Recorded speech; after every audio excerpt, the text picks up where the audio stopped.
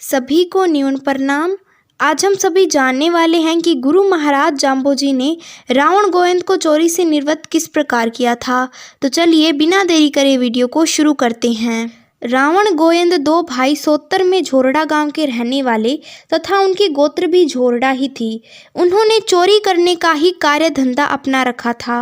रावण गोविंद ने चोरी बहुत की थी, एक घड़ी भी नहीं रुके थे, कभी भी रुककर अपने नीच कर्म के बारे में नहीं सोचा था।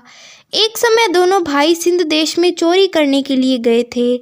मार्ग में कोई गांव तथा जल पीने की संभावना नहीं थी, इसीलिए वो दोनों एक चमड़े की बनी हुई दीवड़ी जल भरने की साथ में लेकर चलते थे।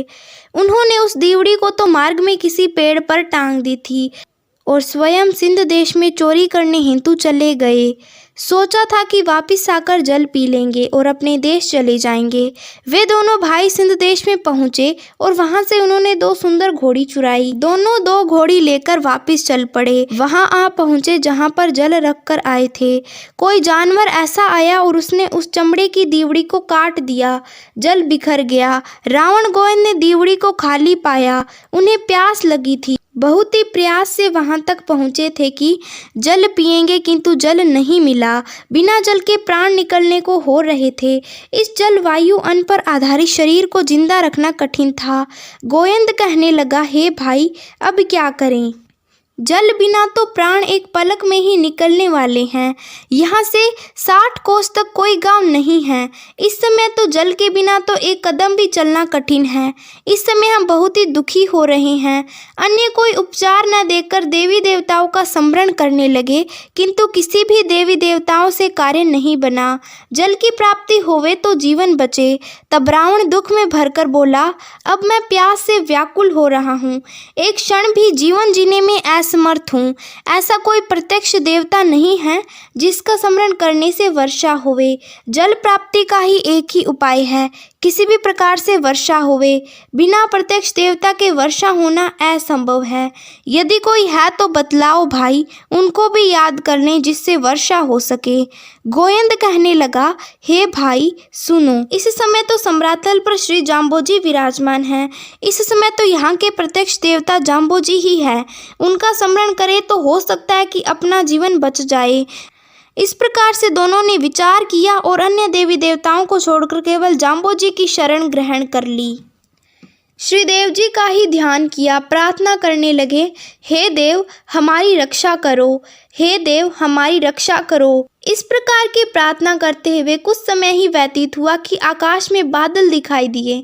बादल चारों तरफ से एकत्रित होकर गर्जना करने लगे और बूंदें गिरने लगी। प्यासे जनों को बूंदें अमृत तुल्य लगी।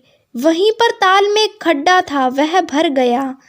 दोनों भाइयों ने स्नान किया, जल पिया, अपने पशुओं को भी जल पिलाया। जल पिया, आनंद को प्राप्त हुए और ऐसे जम्बेश्वर जी ने उनकी रक्षा की। दोनों घोड़ी लेकर वहां से चल पड़े। इसी प्रकार से उनके हृदय पर पड़ा हुआ अज्ञानता का ताला खुल गया। वहां से चलते चलते सम्राथल पर आ गए।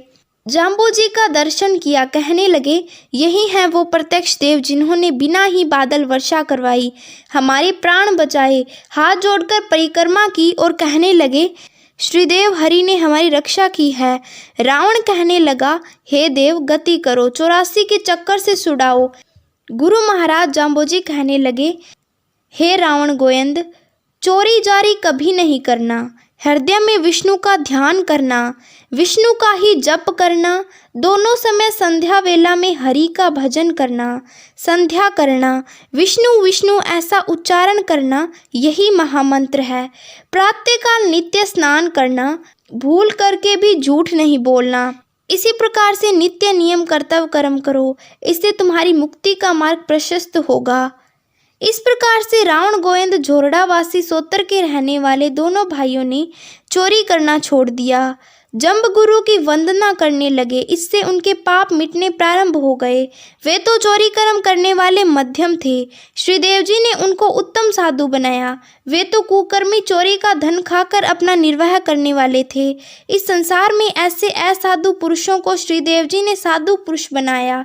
शील स्नान से काया को पवित्र किया, सिर मुंडवाकर बिश्नोई पंथ में सम्मिलित हो गए। जीव की अज्ञानता मिट गई, भाविक होकर जीवन व्यतीत करने लगे। तो आज के वीडियो में बस इतना ही।